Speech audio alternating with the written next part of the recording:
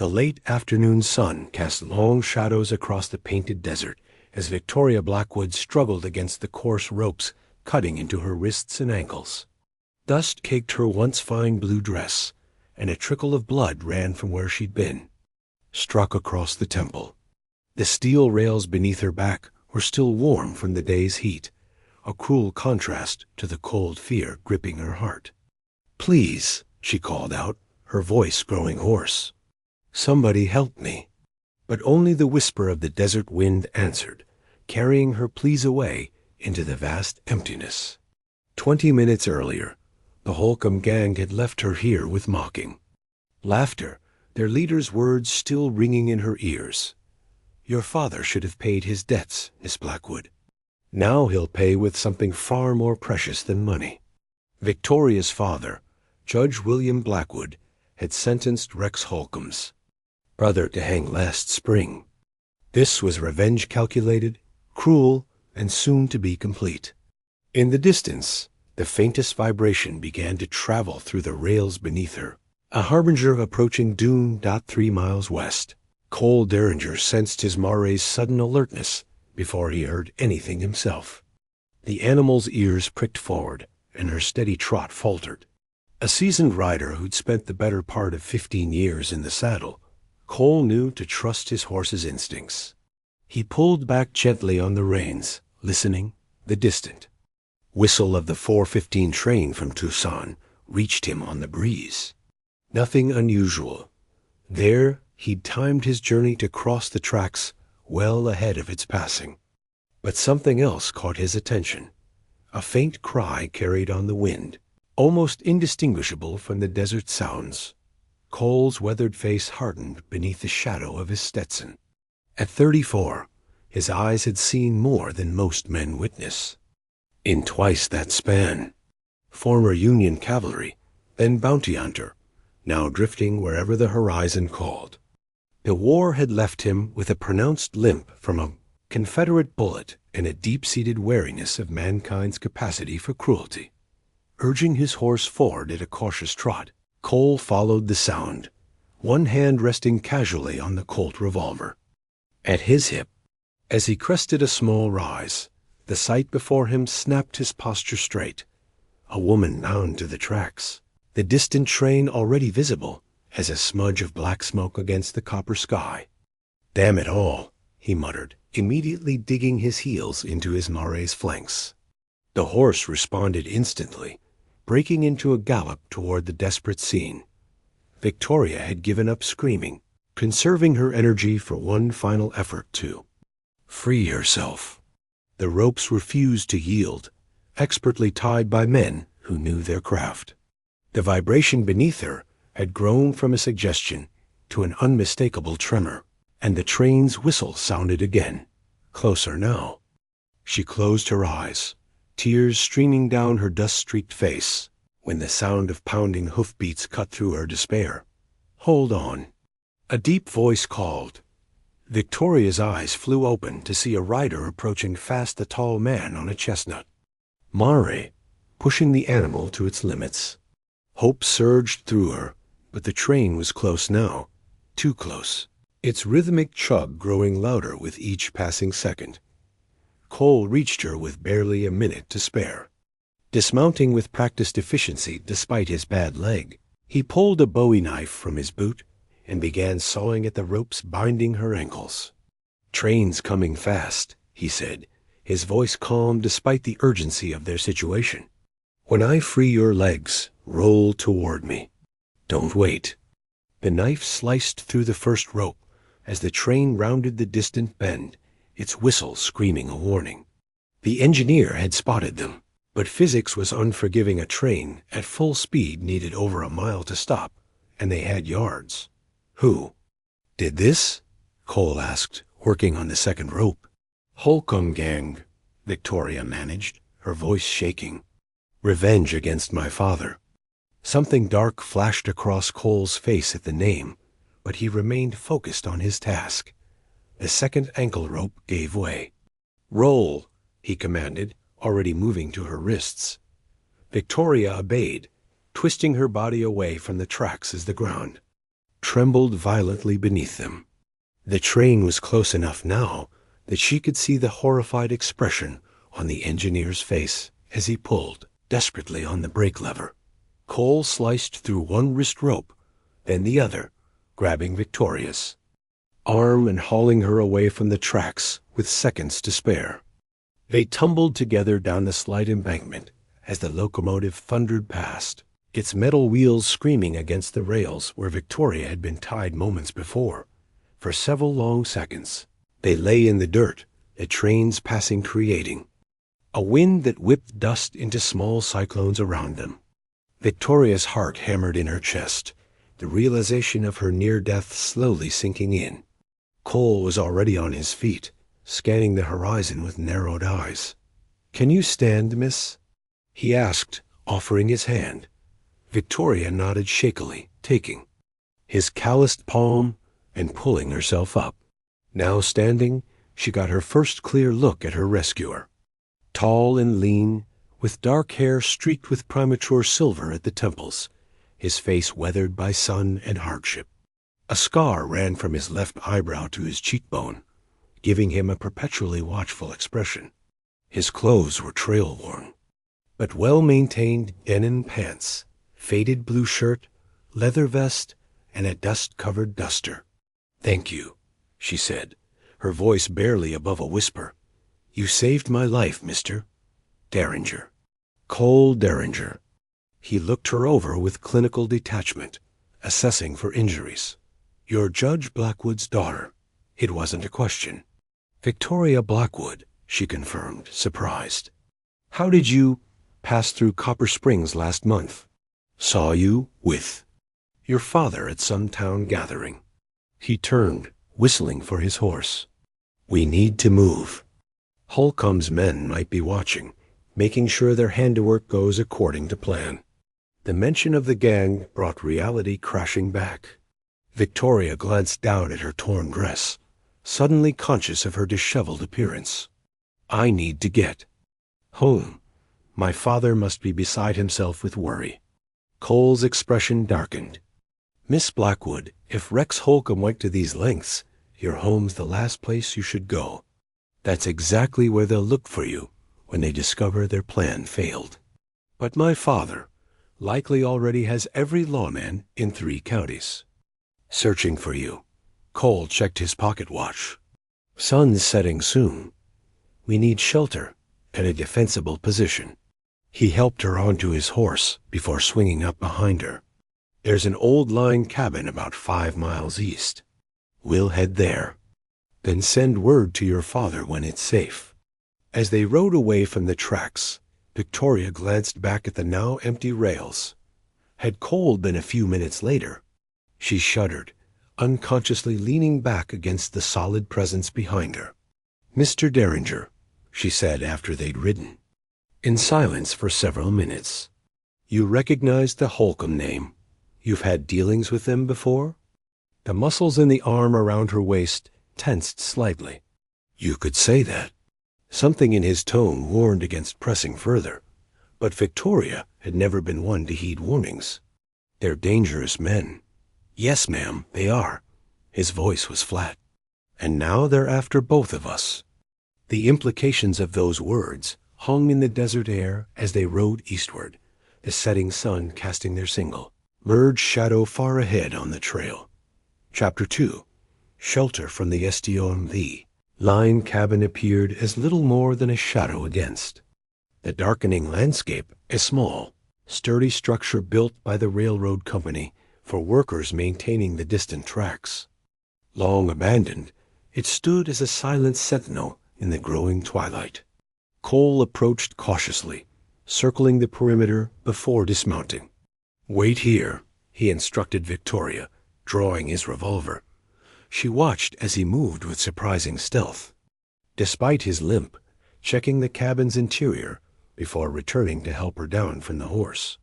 His hands were strong and sure at her waist, but he released her quickly, maintaining a professional distance. "It's clear," he said. "Not much inside, but the roof's intact." The cabin's interior was sparse a stone fireplace, a rough-hewn table, with 2 chairs, a narrow cot against one wall, and a collection of forgotten tools. Cole lit a lantern he found hanging by the door, casting the room in warm, flickering light. "It'll do for tonight," he said, removing his duster and hanging it on a peg. "I'll tend to my horse, then see about getting a fire started." When he stepped outside, Victoria took the opportunity to examine her surroundings more closely. A thin layer of dust covered everything, but the cabin was otherwise in reasonable condition. A small shelf held a few canned goods, beans, and peaches left behind by previous occupants. She found a relatively clean basin and a pump that, after several attempts, produced a trickle of rusty water that eventually ran clear by the time Cole returned. Victoria had washed her face and hands and brushed the worst of the dust from her dress.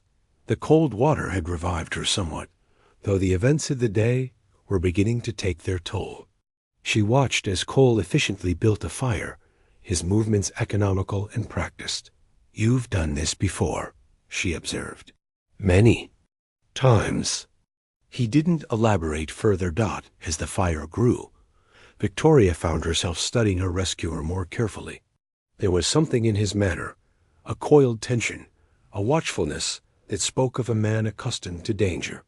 The way he positioned himself in the room, back to the wall, eyes on the door and windows, suggested military training. "You were a soldier," she said. Cole glanced up, mild surprise in his eyes. "Union cavalry, 8th Illinois. And now?" "Now I keep moving." He reached into his saddlebag and withdrew a small bundle wrapped in oilcloth. "Not much for dinner. I'm afraid. Jerky and hardtack. We can open one of those cans if you're still hungry after." They ate in relative silence, the crackling fire and distant coyote calls the only sounds. Victoria's mind raced with questions, but the firm set of Cole's jaw discouraged casual conversation. Finally, when they'd finished their meager meal, she decided directness was her only option. "Mr. Geringer, I appreciate your help more than I can express, but I need to understand what's happening. You knew who I was, and you clearly know the Holcomb gang. This isn't coincidence, is it?" Cole studied her for a long moment, as if weighing how much to reveal. Finally, he sighed, running a hand through his dark hair. "No, Miss Blackwood, it's not coincidence. I've been tracking the Holcomb gang for 3 months now."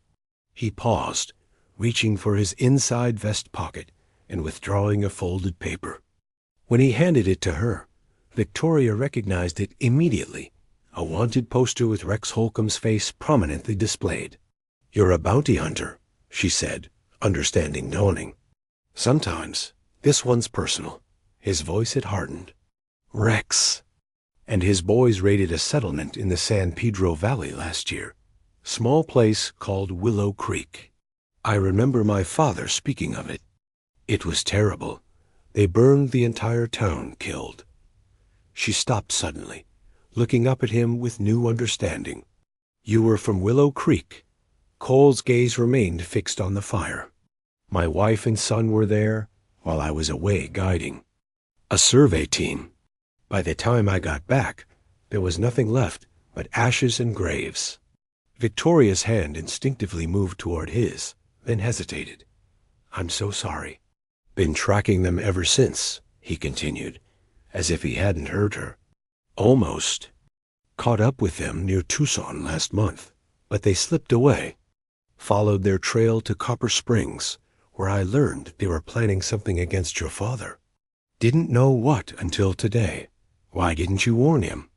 Victoria asked, unable to keep the accusation from her voice. Cole's eyes finally met hers. "I tried. Your father's a prideful man, Miss Blackwood. Believes the law is enough protection. Wouldn't listen to a drifter's warnings." Victoria couldn't argue with that assessment. William Blackwood had built his reputation on unwavering principles and stubborn determination. Those same qualities had made him both respected and resented throughout the territory. "What happens now?" she asked quietly. "At first light, I'll get you to safety. There's an army post about 20 miles east. They can send word to your father and provide protection." Cole checked his revolver before setting it within easy reach. "Then I continue after Holcomb." "Alone? Against his entire gang?" A grim smile touched Cole's lips. "Been alone a long time, Miss Blackwood." The sadness beneath those words stirred something in Victoria. Despite her exhaustion, she found herself wanting to know more about this man, this stranger who had saved her life, and now spoke of vengeance with such quiet determination. "Call me Victoria, please," she said softly. "And perhaps you don't have to be alone in this." Cole's expression shifted, a wariness replacing the momentary vulnerability. "Get some rest, Miss Blackwood. You take the cot. I'll keep watch." The dismissal was clear, but Victoria wasn't deterred. She rose from her chair, wincing at the soreness in her wrists and ankles where the ropes had cut into her skin. "At least, let me clean that cut on your arm first." Cole glanced down, seeming to notice for the first time the tear in his shirt sleeve and the blood beneath it, likely from their tumble away from the tracks. "It's nothing," he insisted. "It's going to get infected if it's not cleaned," she countered, already moving to the water basin. "Please, Mr. Derringer, you've done enough for me today. Allow me this small kindness in return." After a moment's hesitation, Cole nodded, rolling up his sleeve to reveal a jagged 4-inch gash on his forearm. Victoria worked in silence, gently, cleaning the wound with water and a strip torn from her petticoat. His skin was warm beneath her fingers, marked with older scars that told stories of a hard life. "You're good at this," he observed as she tied off the makeshift bandage. "My mother was a nurse during the war," Victoria explained. "She taught me before she passed."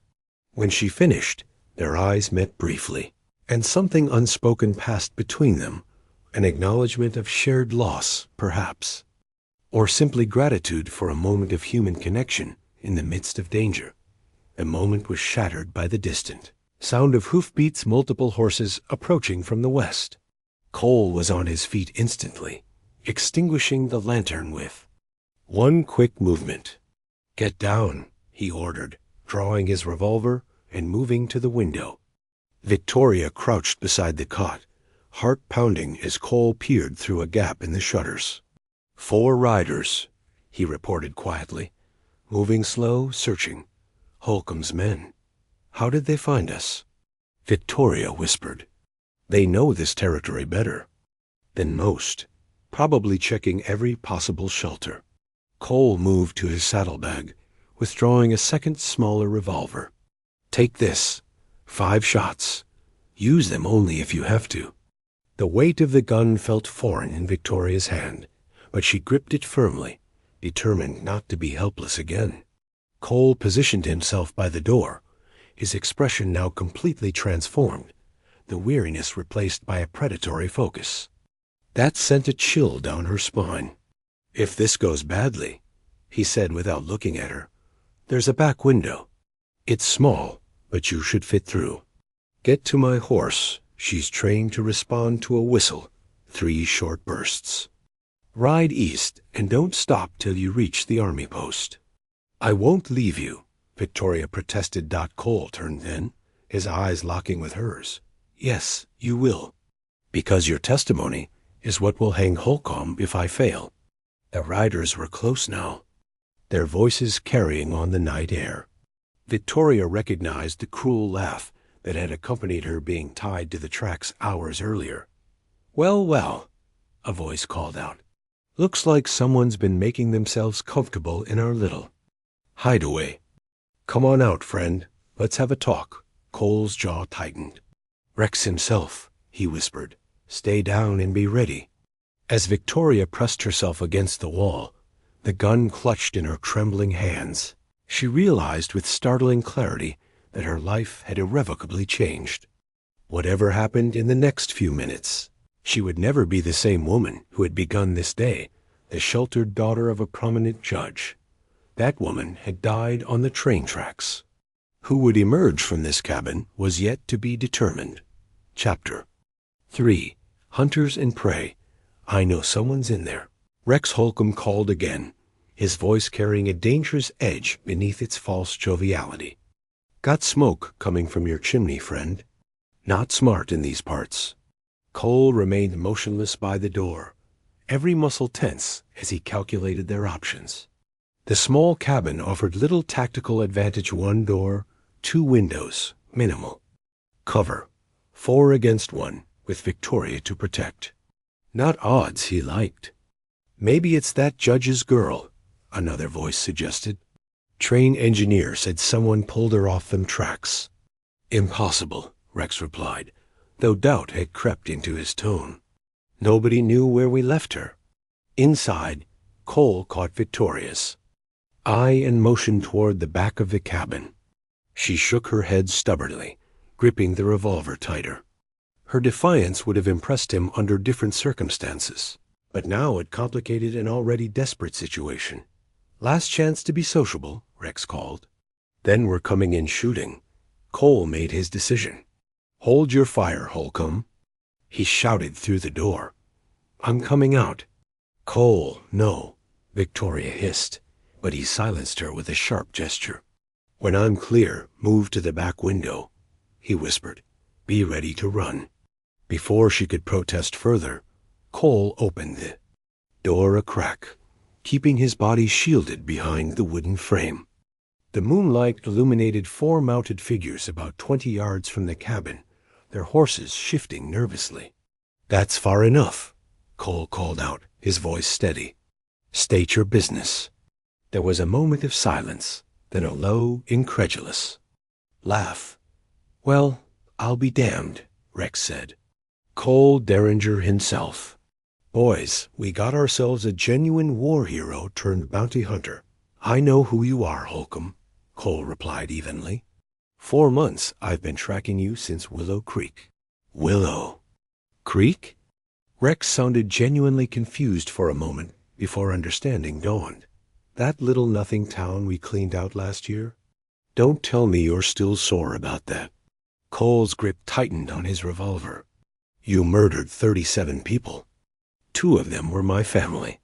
Inside the cabin, Victoria's breath caught in her throat. The casual way Holcomb dismissed such atrocity made her blood run cold.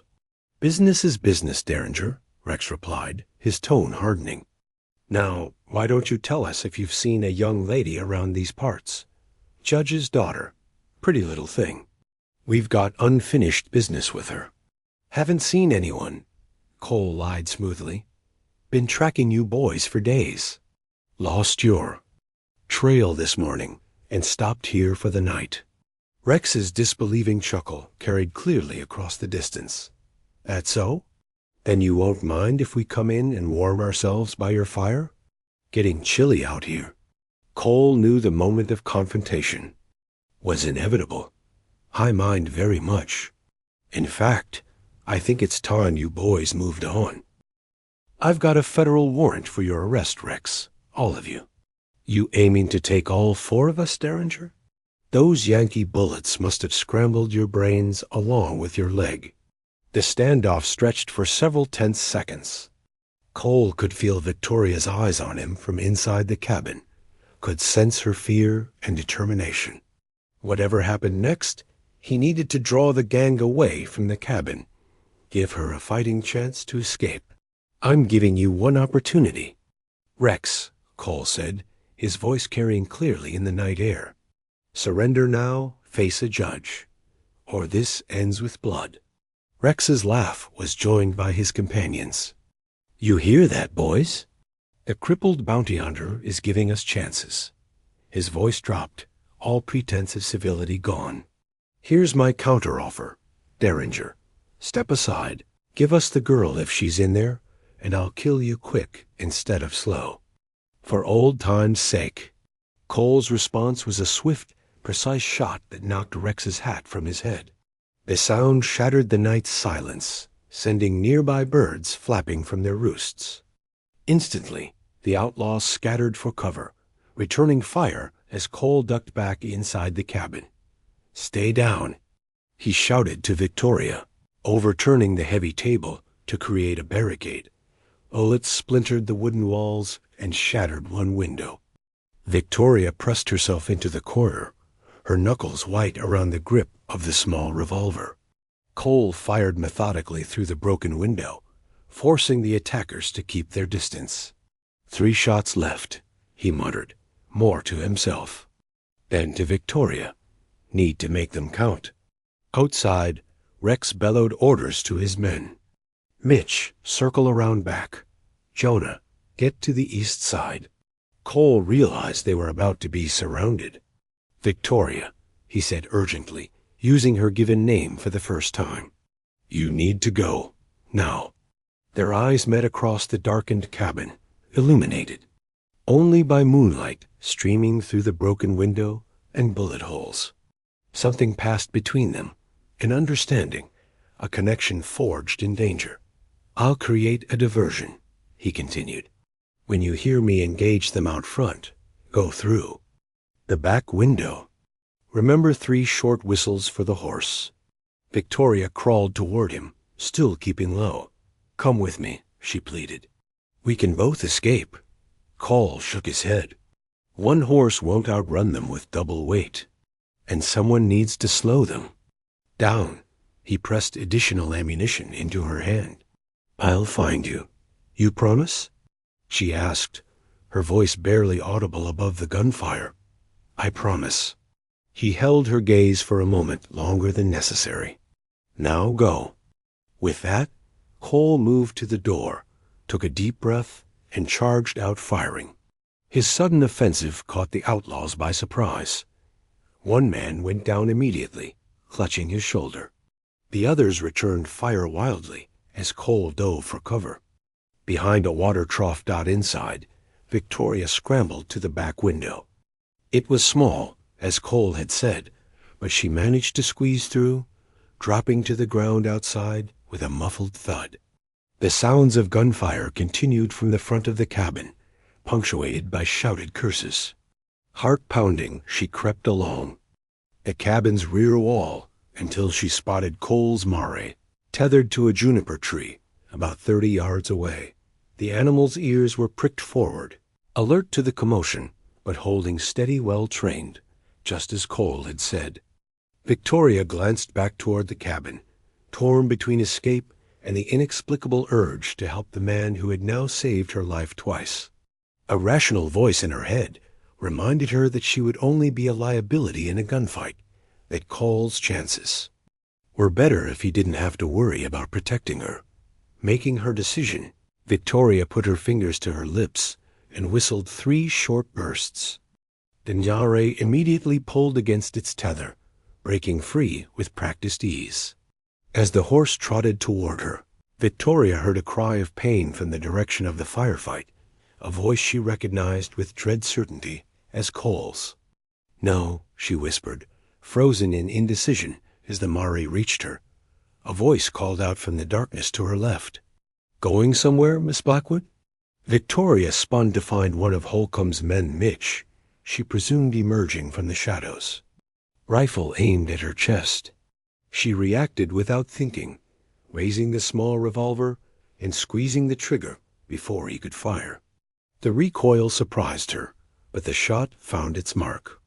The man staggered backward with a cry of pain, dropping his rifle to clutch his thigh. The sound of her shot alerted the others. "She's out back," someone shouted. Victoria didn't wait. She grabbed the mare's reins and swung herself into the saddle, urging the horse forward, just as another of Holcomb's men rounded the corner of the cabin.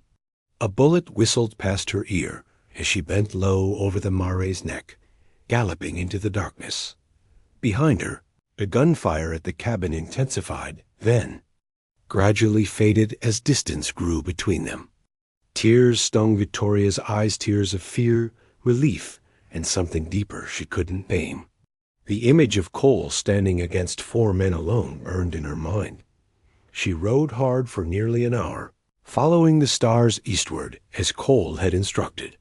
When the Mare began to tire, Victoria finally allowed herself to slow their pace, constantly checking behind for signs of pursuit.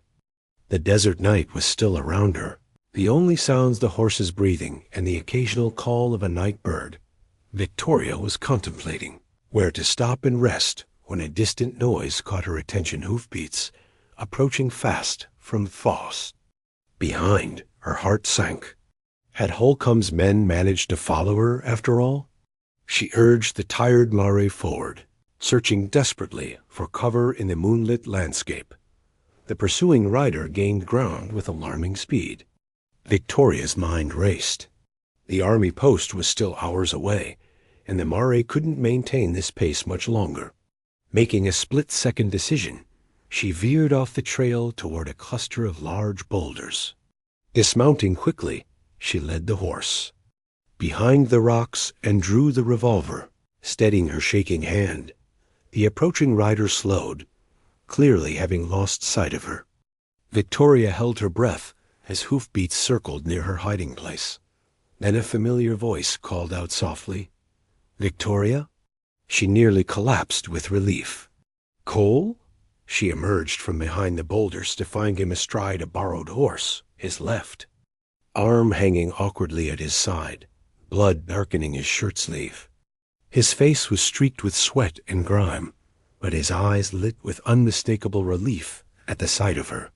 "You're alive," she breathed, moving toward him. "Promised I'd find you, didn't I?"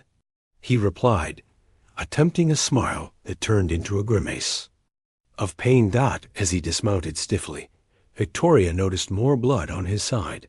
"You're hurt badly." "Had worse," he insisted, though he didn't resist when she helped him to a sitting position against one of the boulders. "Holcomb?" she asked, dreading the answer. "Got away with one of his men. The other two won't be troubling anyone again." Cole winced as Victoria gently examined his wounds, a bullet graze along his ribs and what appeared to be a knife wound in his shoulder. "How did you escape?" she asked, tearing strips from her petticoat to bind his injuries. "They were more interested in pursuing you than finishing me," Cole admitted. "Managed to grab one of their horses when they weren't looking." Victoria worked in silence for a moment, processing this information. "They'll keep coming, won't they?" Cole's expression was brave. "Rex Holcomb doesn't leave loose ends, especially now that we've killed 2 of his men." "We," Victoria repeated softly, the weight of the words settling between them. She had taken a life tonight, something she couldn't fully comprehend in this moment of exhaustion and adrenaline. Cole seemed to read her thoughts. "You did what you had to do," he said quietly. "No shame in surviving." When she finished bandaging his wounds, Victoria sat beside him, suddenly aware of how close they were in the intimate darkness. "What now?" "Rest for an hour," Cole decided. "Then continue east. We need to reach that army post before Holcomb regroups." Victoria nodded, her eyelids suddenly heavy with exhaustion. Despite her best efforts to stay alert, she found herself drifting, her head gradually coming to rest on Cole's uninjured shoulder. The last thing she remembered before sleep claimed her was the gentle pressure of his hand covering hers, and the strange sense of safety she felt despite everything. Chapter 4. Sunrise REDMPT Auen dawn broke over the desert in a spectacular display of orange and gold, finding Victoria and Cole already several hours into their journey. They had ridden through what remained of the night, pushing themselves and their mounts to maintain distance from potential pursuit. Victoria's body ached from the combination of her ordeal at the tracks, the escape from the cabin, and hours in Casado. Yet something had changed within her, a newfound resilience that surprised even herself. Each mile put between them and Rex Holcomb felt like a small victory. Cole rode slightly ahead, scanning the horizon with the vigilance of a man who had learned never to let his guard down. His wounds from the previous night clearly pained him, though he refused to complain or slow their pace. Victoria found herself studying his profile against the rising sun, wondering about the man behind the hardened exterior, the husband in end. Father he had been before tragedy reshaped him. Should see the outpost soon, Cole said, breaking their comfortable silence. Fort Breckenridge is just beyond that ridge. Victoria felt a curious mix of relief and disappointment. Safety meant the end of their journey together, a return to her. Father's world of law books and social proprieties. After what she'd experienced, that life seemed as distant and foreign as another country. My father will reward you handsomely, she said, immediately regretting the formal tone. Cole glanced back at her, something unreadable in his expression. Wasn't doing it for reward. I know, Victoria said softly, but he'll insist. They rode in silence for another mile before Cole suddenly raised his hand in a signal to stop. Victoria reined in beside him, following his gaze to a thin column of smoke rising beyond the next hill. That's not the fort, Cole said, his voice tight with concern. It's too close and in the wrong direction. Without further explanation, he urged his horse forward at a faster pace, Victoria following closely. As they crested the hill, the source of the smoke became clear. A small stagecoach way station was burning, black smoke billowing from its roof. 2 bodies lay in the dusty yard, and several horses were missing from the corral. Holcomb, Cole muttered, drawing his revolver. They approached cautiously, but it quickly became apparent the attackers were long gone. The station keeper and a passenger lay dead, both shot at close range. Inside the burning building, Victoria discovered the body of a woman, the station keeper's wife, presumably clutching a shotgun, having made a final stand. How did they get ahead of us? Victoria asked as Cole examined tracks leading away from the station. Cut across Rattlesnake Pass, Cole replied grimly. Dangerous route, but it saved them hours. They're between us and the fort now. The implications were clear. Rex Holcomb was setting a trap, using their destination against them. Victoria felt cold dread settling in her stomach. We can't go to the fort, she realized. Cole nodded. Exactly what they're expecting. Then where? Back to Copper Springs? My father would be walking into the same trap, Cole finished. No, we need somewhere unexpected. He was quiet for a moment, considering their limited options. There's a place. Old Mission, about 15 miles southeast. San Xavier del Bac. Friend of mine lives there. Tohono O'odham. Man named Joaquin. He might help us. It was their only viable choice. After collecting what supplies they could salvage from the station and giving the dead a hasty but respectful burial, they set off southeast, traveling through increasingly rough terrain to avoid open spaces where they might be spotted. As they rode, Victoria noticed Cole growing quieter, his posture more rigid, fighting pain and exhaustion, she suspected. When they stopped briefly to water the horses at a small spring, she finally confronted him. Let me check your wounds, she insisted. You're pushing yourself too hard. I'm fine, he maintained, though the sheen of sweat on his forehead betrayed him. You're not, Victoria countered, her voice firm. And I didn't survive being tied to railroad tracks and shot at just to watch you die of stubbornness. A flicker of surprise crossed Cole's face, followed by something that might have been admiration. Without further argument, he allowed her to examine his injuries. The knife wound in his shoulder looked angry and inflamed, the beginning of infection. The bullet grazed along his ribs, while painful, was at least clean. We need to treat that shoulder before it gets worse, Victoria said, concern evident in her voice.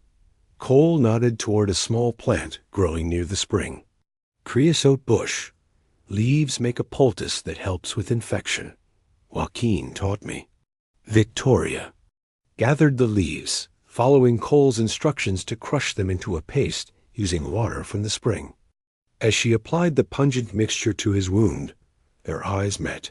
"Where did you learn all this?" she asked. "Living off the land, tracking survival. Some from the army," he replied. "Rest from necessity. When you spend enough time alone in wild country, you either learn or die. And is that what you want?" Victoria pressed. To be alone?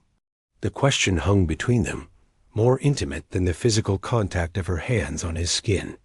Cole looked away, focusing on the distant horizon. "Wanted. A lot of things once," he said finally. "Farm, family, peace. Holcomb took those choices from me." "And when you catch him, what then?" Cole had no answer, or perhaps wasn't ready to voice it. They continued their journey in contemplative silence, each lost in thoughts of what the future might hold beyond their immediate survival. By late afternoon, they spotted the white walls of Mission San Xavier rising from the desert like a mirage. The beautiful old Spanish church stood in stark contrast to the rugged landscape surrounding it, its twin towers reaching toward the sky in defiant permanence. A small settlement surrounded the mission, the O'Odham village where Cole's friend lived. Their arrival caused a stir among the villagers, but Cole was clearly known here.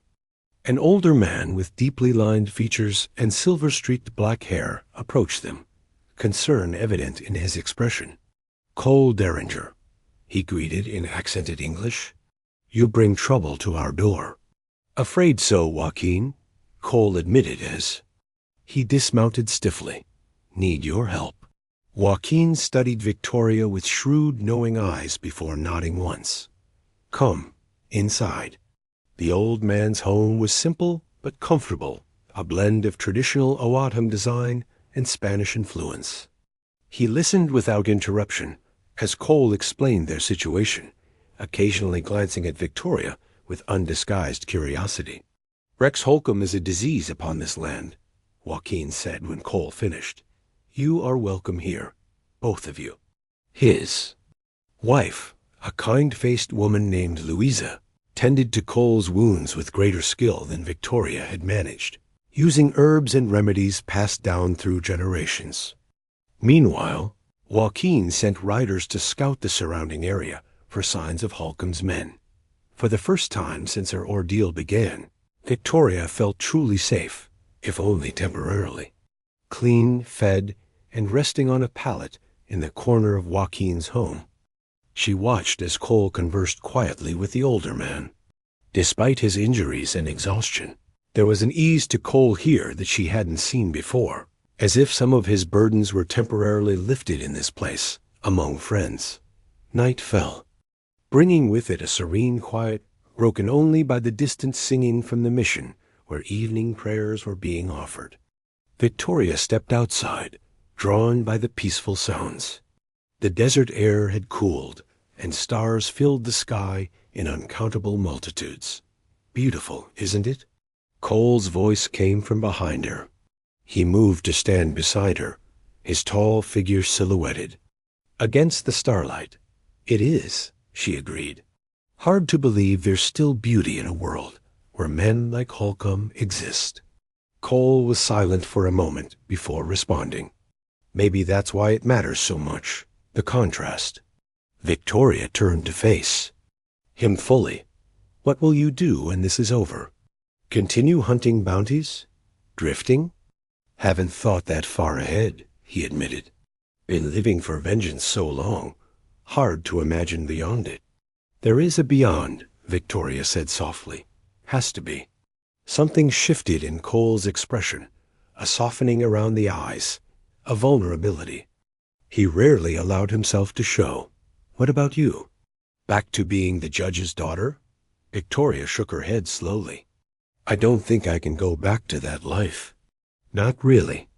The woman who was tied to those tracks died there in a way. Someone new walked away. Someone stronger," Cole observed. "Because of you." His hand moved tentatively toward hers, their fingers barely touching. "No, the strength was always there. You just found it when you needed it most." The moment stretched between them, fragile and precious. Victoria felt her heart quickening as Cole's gaze dropped briefly to her lips, then back to her eyes, a question in his expression. Before either could act on the unspoken tension, Joaquin's urgent voice broke the spell. Riders coming. Many of them. Cole's expression immediately hardened as he turned toward his friend. Holcomb? Yes, at least 8 men, heavily armed. Less than an hour away. Victoria felt fear rush back, tinged now with anger. How did they find us? Doesn't matter, Cole said grimly. What matters is they're coming to a village of innocent people. Joaquin's face was resolute. We have warriors who will fight. No, Cole insisted. This is my battle, not yours. Our land, our choice, Joaquin countered. The people have suffered enough at the hands of men like Holcomb. As the village mobilized with surprising efficiency, Victoria felt helplessness threatening to overwhelm her. These people were prepared to risk their lives because of her, because she had become a symbol in Rex Holcomb's vendetta against her father. This has to end, she said suddenly, her voice stronger than she felt. I won't have more people die for me. Cole turned to her sharply. What are you suggesting? Victoria took a deep breath. I'm suggesting we stop running and set our own trap. Use me as bait. Absolutely not, Cole replied immediately. It's the only way to draw Holcomb out on our terms, she insisted. He wants me. Let him think he can have me.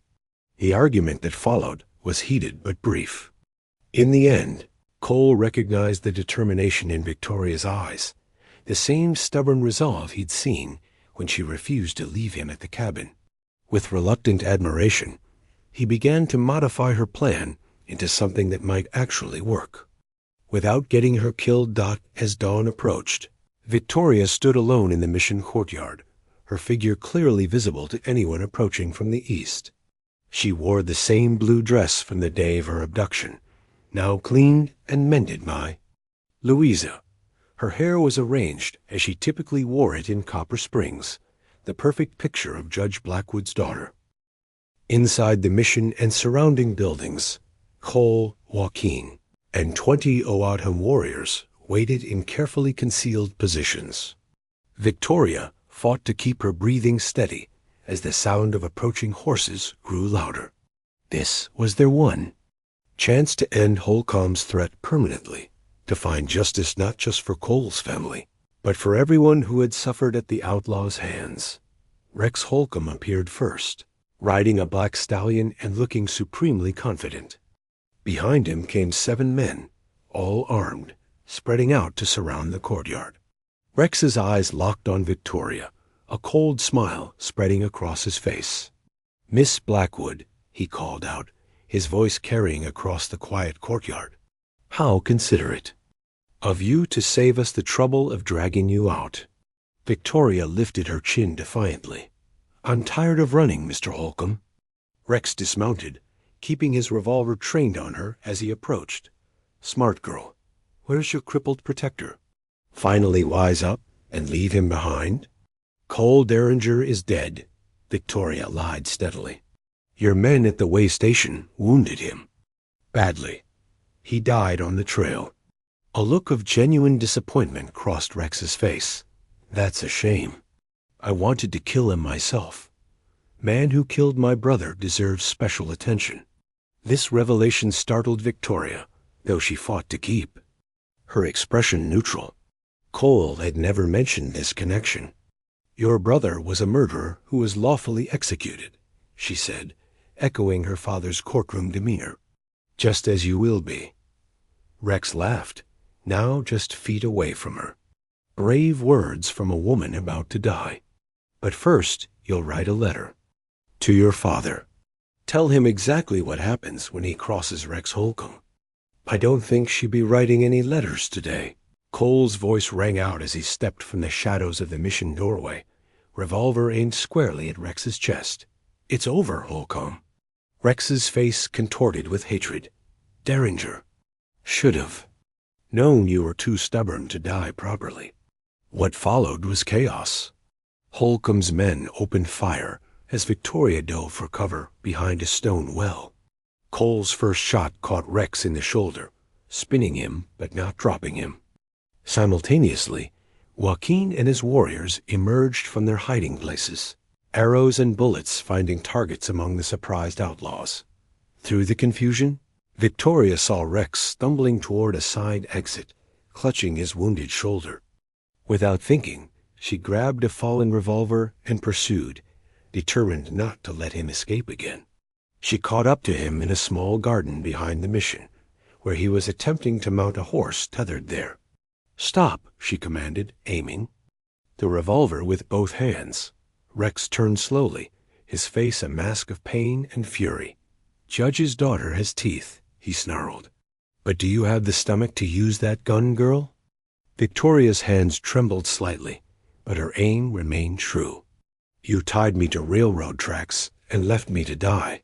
You've killed dozens of innocent people, including a woman and child whose only crime was being loved by a good man." "That good?" "Man killed my brother," Rex spat. "Federal Marshal Cole Derringer, hero of the frontier. He tracked Nathan for months before bringing him in. My brother didn't get a fair trial, just a quick hanging." "And that justifies everything you've done?" Victoria demanded, genuinely wanting to understand the mind of the man before her. "Justice is for people who can afford it," Rex replied bitterly. "The rest of us make our own." He moved suddenly, drawing a hidden derringer from his boot. Victoria fired without hesitation, her shot striking center mass. Rex staggered backward, surprise registering on his face before he collapsed. Cole appeared, moments later, taking in the scene with a single glance. He moved to Victoria's side, gently taking the smoking gun from her hands. "You all right?" he asked softly. Victoria nodded, strangely calm despite what had just happened. "It's truly over now, isn't it?" "Yes," Cole confirmed, looking down at Holcomb's. "Still form, it's over." The next few days passed in a blur of activity. Army troops arrived from Fort Breckenridge, having been alerted by one of Joaquin's riders. Victoria's father came personally with them, his usual stoic demeanor breaking at the sight of his daughter alive and safe. The reunion was emotional, but complicated Judge Blackwood struggling to comprehend the changes in the young woman before him. "You look different," he observed quietly when they had a moment alone. Victoria smiled faintly. "I am different." As the army prepared to transport the surviving outlaws to Tucson for trial, Victoria sought out Cole. She found him by the mission's small cemetery, standing before a freshly dug grave, one of Joaquin's young warriors who had fallen in the battle.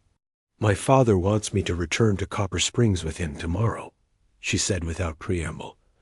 Cole nodded, not looking up. "Good. You'll be safe there." "Is that all you have to say?" Now he turned to face her, his expression guarded. "What would you have me say, Victoria?"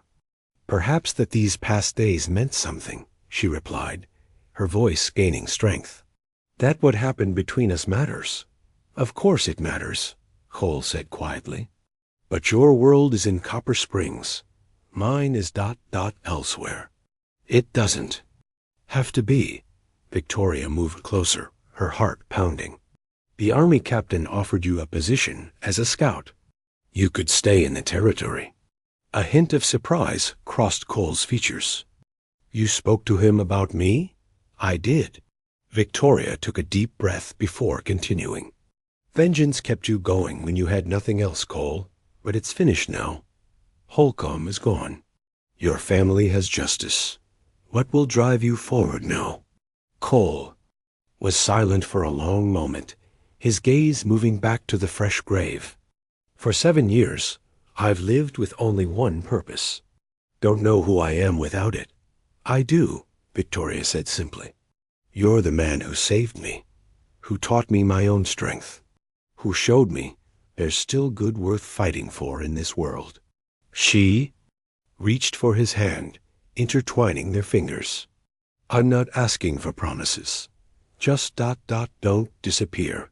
Not yet." The conflict in Cole's eyes was evident, the pull of the open road against, the possibility of something he had believed forever lost to him. Finally, he squeezed her hand gently. "The army position," he said slowly. "It's based where?" "Fort Breckenridge." Victoria replied, "A day's ride from Copper Springs." The ghost of a smile touched Cole's lips. "Close enough for occasional visits, then?" "Very occasional," she agreed, matching his tone. "Just to ensure you're adapting to civilization properly." "Might need extensive supervision," Cole suggested, the smile reaching his eyes now dot as the setting sun bathed the mission walls in golden. Light.